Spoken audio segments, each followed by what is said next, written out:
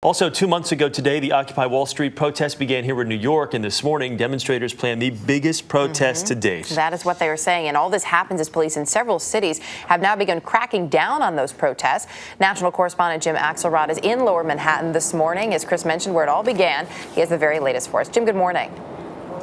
Good morning, Erica. Today, we should get a pretty good read on the health of the Occupy Wall Street movement. Today, 2 months since these demonstrations began, protesters are promising what they call a huge turnout as they, quote, shut down Wall Street.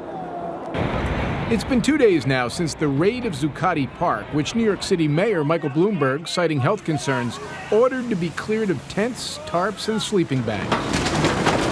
Even though they came in and they took everything that we had and the home that we built is gone now, the spirit of it is still there. And while the raid seems to have targeted morale, just about 50 people were in the park the first night no tents were allowed.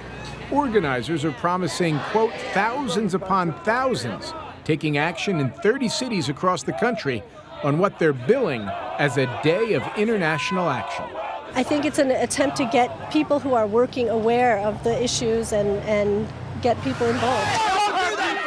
The crackdown in New York was the third in a span of 4 days. Police in Portland, Oregon and Oakland, California have both dismantled Occupy Wall Street encampments. It looks like, oh, the movement's over. It's because they don't have these tents everywhere. There's not this huge, visual presence, but it's like people are still here. People are still very much involved.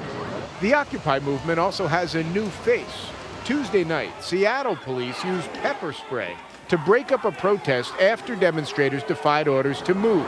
Among those sprayed was 84-year-old Dorlee Rainey.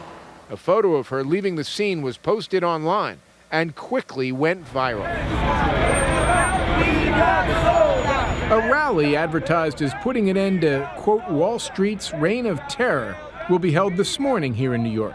Then this afternoon, demonstrators say they'll spread out to 16 subway platforms around the city. This is just the beginning. He can't stop this. He could take a park away, but he can't destroy our idea.